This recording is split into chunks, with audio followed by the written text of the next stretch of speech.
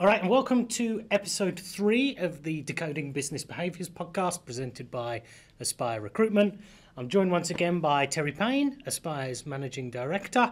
And we've talked about an introduction to behaviours. We've talked about where to begin when it comes to behaviours. Now I want to talk about what happens when you stumble, okay? When you're starting to put this process in place, it's not going to be, fingers crossed it is, anyone out there who's listening, thinking about doing this, fingers crossed it just goes straight away and it absolutely flies. But what do you do when you start to have that a first dip and people's confidence in the system wavers? Well, that's a question to start with. I think, look, I'll just go back a step on this, is that when I was rolling out behaviours, it was a concept that I came across. I was learning on an MBA that I'm doing. And I should have canvassed a bit more opinion about what happens when things go wrong. So I'm in the seminar, we're talking about behaviours and behaviours in the workplace and how successful they've been. So once I had a meeting and we discussed it and we had the people and culture meeting, bang, right, I'm putting the behaviours in. And what I didn't appreciate is time, that it takes time. And probably what I've learned from that is about keeping the faith, right? Yeah. You have to keep the faith with the process, but also understand that it is a process and it's going to take time. I pushed too hard and went straight in, overhauled, these are the behaviours, and there wasn't enough communication, there wasn't enough boundary setting. And I think I said in one of the previous episodes that one of the key things is about communication. Otherwise, you're rolling behaviours out and people think, well, what's happened? You went to sleep last night on one thing and you woke up the next day and you're completely different. And so you're going to stumble if you don't give it time. But also you're going to stumble even if you give it time. Yeah. And I remember you and I was having a conversation about behaviours because I had a moment of crisis of confidence. I was like, right, I'm building these behaviours, it wasn't quite working, we lost some people, we got some new people, and people going on a journey of changing, they're dropping below the boundaries and some of them above the boundaries, and we had meetings about it and all sorts. And it was a conversation we had when we talked about, and this pains me to say because I'm a Chelsea fan, right? But you talked about Man City. And when Pep came in and he has a formation and a way of playing football, and you first put that formation in and you're leaking goals, right? You're not winning the championship straight away. But if you stick to the process, the stumbles get less and less, and then all of a sudden there's this moment where it clicks, and it starts to accelerate. And for us, I think from the beginning of when we started the behaviours journey, we had a couple of things that went against us. So we started the behaviours journey in Q1 last year. The economy takes a turn for the worst, right? It doesn't help. Cost of living goes up. The country starts to slip into a recession. And so now you're pushing behaviours in a really tough time.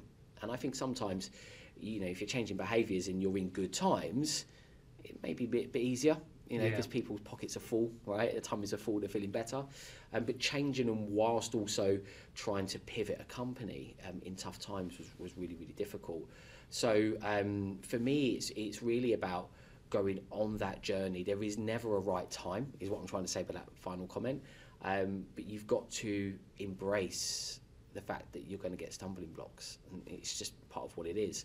And with that Man City example, it's knowing that eventually it will come through, and we saw the green shoots of the behaviours, I'd probably say towards Q4 of last year. And I think you said to me, we came into London and people were like clicking, they're doing the right things, and the effort levels were there, and they were able to adjust and pivot, and it was at that time I was like, right, we're heading in the right direction.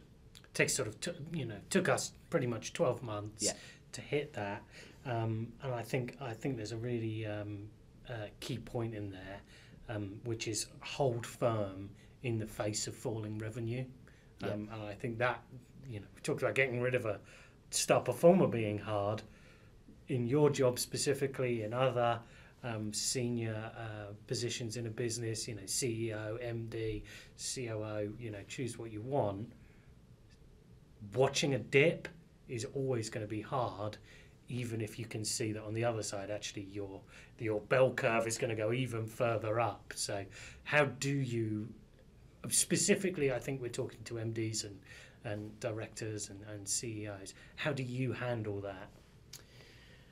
Well, I think it's confidence that you're doing the right thing. I think that I did a lot of research on behaviours. Apple's a really good example of a company that put in the right behaviours. So they focused on their why and their behaviours first, and then they built their products around it. And I think that, you know, when you're in a senior position, there's a time when you're going to make a decision, right? So for us, it was around the behaviours in the workplace. And you have to back yourself. And it's a scary place, right? It's a really, really scary place. And it gives me an opportunity just to touch on something that it doesn't matter what job you're in, okay? From an entry-level job to a senior job, we all have moments of imposter syndrome, right? And I think that's a key thing to address, because you often think that people in leadership positions, they'll make a decision, you know, they're entrepreneurial and it will always come off. It doesn't, right? And you have that imposter syndrome. You have that moment when you're sitting there and you think, have I gone crazy? Yeah. Am I the only person thinking this is the way forward? And then the revenue's dipping, so to your point, and you're thinking, oh, maybe I'll just go back and change. And everything in your DNA is telling you just stop. Right, go back and do what you were doing. And I had that. You know, I spoke to a number of people about it, and everyone I spoke to just said, "Look, stick with it. Just stick with it." And we did, and I'm glad that I did, because I think that we're creating a culture now, and with new people coming into those behaviours, that will go on and it will be more successful than what's ever been in the past. That's my belief. So I think, yes, you know, my advice is that if you've done your research and you've spoken to people in the organisation, we spoke a bit about talking to people at grassroots level as well as people in senior positions, and you have something that everybody believes in, I actually think the worst thing you can do in a downturn is then change. Mm-hmm. And how do you explain that upwards? So say you're backed by a private equity firm, or you've got shareholders who aren't in the business, or you know, you're a massive company and you're actually a trading, you know, you're a stock exchange trading company. How do you explain that? Because those investors aren't necessarily looking at what your behaviours are; they're looking at what was your last quarter. Yeah, well, I think it's demonstrating that what do the behaviours lead to? What are you trying to achieve? So let's say from an investment point of view, and someone wants to get a return on investment, they want to get 3x, 4x, 5x, or they want to get a certain amount of cash coming through. You know, there's a number of metrics that will measure that. So it's going to be about the efforts people put in. It's going to be about how those efforts then, so let's say from a sales organisation, turn into sales. It's going to be the number of staff you have doing it, right? Mm-hmm. So your headcount to be able to produce that revenue. So I think that as long as you can communicate the plan in detail and how it washes all the way through to revenue and then seeing the uptick, I think you'll get the back in. I think where you don't get the back in is if you are talking about a particular system and behaviours and you're never talking about what the end result will be because of that. You have to quantify. Yeah.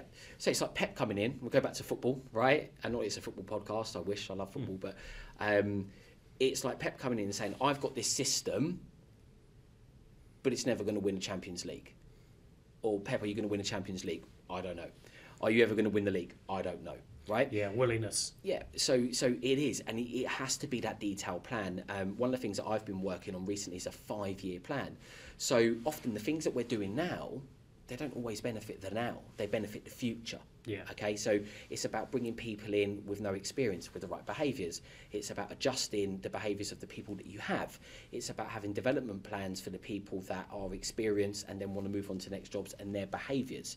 You know, those leadership traits of being selfless, not selfish. And it starts to come all the way through. So from academy, if you like, all the way through to the pitch and then beyond. Yeah. Right? And I think that's the key, is that you've got to have a long-term vision that you can share with stakeholders to say, this is what I want to do because this is what I see the uptick will be. And then I think you'll get your back in. Yeah, no, that makes 100% sense there. I think something I also wanted to touch on is, you know, okay, it stumbles and we talked about the revenue being affected, but let's talk about you're implementing a behaviour system. You've got certain expectations in terms of the way that people go about their job on the day-to-day or the week-to-week, not necessarily longer term. when they're falling short of those expectations, what way should you communicate that? And I guess I'm mostly talking about that positive versus negative reinforcement model. Yeah, so for me, I've always worked with a quite a simple mantra, which is can't do, won't do. So if someone can't do something, so you sit down and they're not achieving, and you need to really understand what's holding them back. Mm-hmm. So let's take someone who has experience in the industry that you're in, and they've previously been successful. You want to ask them talk to me about the things that you were doing at the time you were successful versus the things that you're doing now, right? And you're trying to find that gap. When you found the gap, you then want to make sure, so if it's a can't do, so it could be a crisis of confidence, it could be that they need a bit more training, it could be that they've just stopped doing some of the fundamentals really, really well, and it's recovering that and then helping them to get through it, right? And I think that should always be the first thing that you do, okay? Yeah. So can't do, you train, right? And you help them to get there. The flip side of that, because look, in business, it doesn't always work out, okay? And it's a won't do. So if you're giving people all of the tools and you're giving people all of the training and all of the development, and they just won't do it and they don't want to do it, maybe it's just not the right job for them. And we often think about when we lose people from a business on a won't do, is it can sound scary, right? Oh, you know, is it a high and fire culture? No, because you've got to give them a lot of time to train and develop, right? But we're not all cut out to do certain jobs. Yeah. And I'm quite in different environments. Yeah, absolutely. And I'm quite proud of the fact that I stay in touch with a lot of people that have left businesses I've worked in, as well as people that from different companies that I've left. And I think the key thing there is if someone won't do it and they're not enjoying their job, the best thing we can do as leaders is help them to find something they will enjoy. We only get one roll of the dice, right? Mm-hmm. So you may as well do something you enjoy. And if you're giving someone all of the tools and it's just not for them, that's okay. Yeah. Yeah. We don't have to be harsh about it. It's about helping that person to succeed in maybe another role. There could be another role in your organisation that is more aligned to their skill set. And I think that's key as well. It's looking at all possibilities. That's a really good point. And I think there's a potential powder keg debate. I'm going to slightly open the jar. Let's not release it completely. But in those times where you are stumbling, does a hybrid working or remote working policy work for that? And sort of if we touch back on when we were talking before, in implementing behaviours, can you do that separate? In terms of the hybrid working? Yeah. So look, there's lots and lots of discussion on hybrid working. You say you've opened the jar and we could go deep into it. We won't open it all the way. Yeah, but you know, it's a good question. So again, if you have a model of hybrid working and, you know, we've gone for 3 days in the office, 2 days working from home, I think it's really about making sure that the people you've got in your business are getting the best out of the time that you give them. So let me go back a step here. The first thing you want to do is not panic and go, right, everybody in 5 days a week, get in at 8 o'clock, finish at 8 p.m, right, bang, bang, bang. Because what you're going to do is you're going to undo all of the good stuff you've done in terms of building that culture. I've always said that I want to be able to run a business where it's not about micromanagement, it's about continuous learning and allowing people to be grown-ups, right? Mm-hmm. Okay? You're responsible for your own actions. And if you think at the very heart of behaviours, if you get the behaviours right, people will do it anyway, right? Because they've been given the tools, they know the boundaries. Now, when people are trainees, they need to come in more because you learn by osmosis. Yeah. One of the things that I'm really pleased with in terms of my career is I made loads of good friends at work, right? I met my wife at work, right? And I think it's an important place when you come into a business at a younger age that you've got the ability to meet lots of different types of people and it helps with face-to-face contact, etc. So I think you need to make some adjustments in early years. But I think that then as people get more and more experience and they get more trust, you can stick to your model. But I think a big overhaul of a model can be a panic. Mm-hmm. And I think we've talked about that a few times now, that it's important not to panic. Look, hybrid working can work, and I know there's a lot of movements now to go into 5 days a week. But again, you've got to get a balance, right? Yeah, and I think there's something you've kind of touched on all the way through in all these things, the can't do, won't do. The hybrid workers are the ones who it doesn't really matter which environment they're in, they perform the same. However, in a certain system, you sometimes need them to be in more because they're the role model for people to copy off. Yeah, so it goes back to that academy. Okay, so when you're in the academy and you're learning, you're going to be in more. You're doing more homework. You're studying more. You're putting in more hours. One of my, even though he plays for a different team, one of my favourite footballers is Ronaldo, right?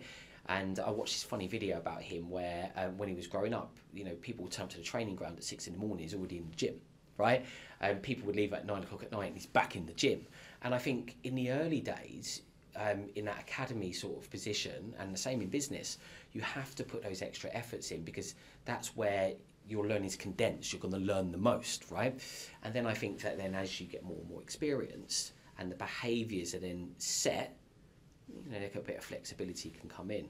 But you do have to make those slight adjustments, and that's more about making sure that people have the tools to learn. Mm-hmm. And you say slight adjustments there. It's kind of got me thinking about, say at the start of your behaviours project, you've got a list of 6 things that you want everyone to embody.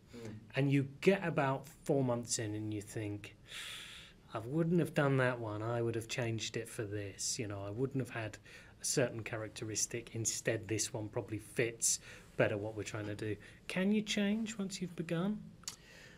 I think, well, of course you can, but I think then you start to undo what you've already done, right? So I think that the preparation is key. Yeah. The preparation is key, and the reason we had a number of different focus groups internally was because I wanted to make sure that when we landed on those behaviours, that there was an agreement from grassroots, senior, middle management, top management, right? So that everybody had the same vision and said, yeah, we will hang our hat on those core behaviours. Because I think that the problem is if you change, you're ripping up the script and you're starting again. Yeah. Yeah. And it's about making sure that you do all the preparation first, so that when you're rolling them out, everybody's behind them. Because instability causes cultural issues, and it's something that I'm really focused on this year, is trying not to make changes. We made the changes last year and it caused some instability, and this year saying, right, that's our core behaviours, that's our business plan, that's how we're working, this is how we do things here in Aspire, and therefore the stability comes from the lack of constantly changing.